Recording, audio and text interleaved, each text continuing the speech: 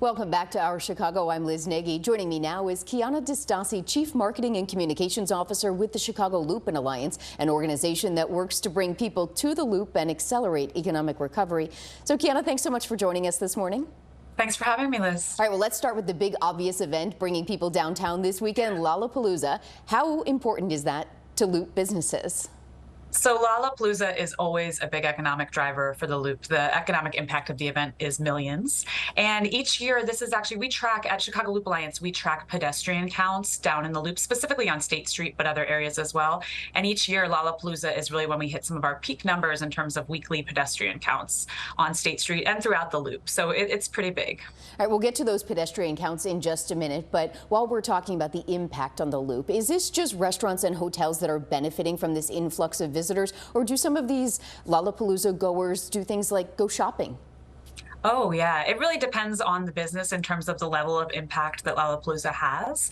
But it really affects a lot of different business types down in the Loop. When people are down here, they go shopping, they stay in hotels, they eat at restaurants. An influx of pedestrian traffic in the Loop is always a good thing, especially when folks aren't downtown as much as perhaps they used to be. So people are actually coming downtown and having a positive experience and getting to experience it firsthand instead of just seeing what they might be seeing elsewhere, and really having a positive experience downtown and then decide to come back for other events as well. Right. People who live around here, or people who are coming into town for this and say, Chicago's great, we should come here more often. Exactly. So I know the Chicago Loop Alliance has been doing monthly reports on downtown activities and downtown traffic.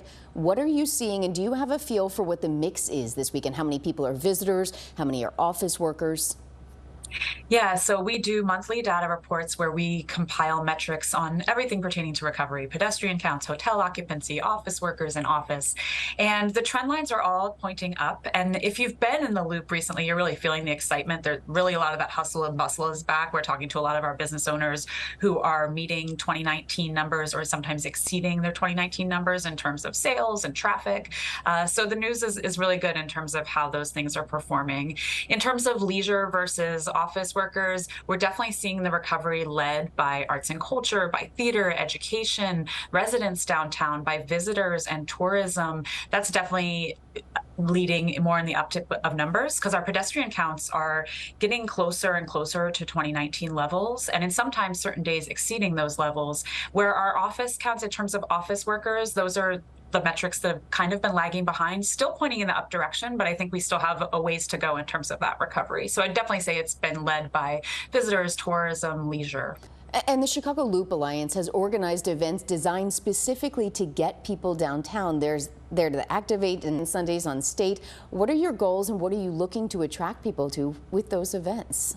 Yeah, so Sundays on State is a wonderful event. Our first event this year, which was on July 24th, attracted over 113,000 people to this area on State Street, which is between Lake and Monroe. That many people entered the event footprint. And the goals of the event are several. First of all, it's meant to accelerate the economic recovery, but also to unite the community during this very difficult time. And lastly, to really have a positive impact on public perception of downtown. Like I mentioned before, some people aren't downtown as much as they used to be. So they might only be seeing their perception of what downtown is like based on news, and not necessarily always the positive news that they're seeing. And they're not coming downtown every single day to experience what it really feels like on the ground. And for most of us who are here downtown every day, it's a really beautiful, wonderful experience. So people are coming to Sundays on State, having a great time with their families. It's a free event.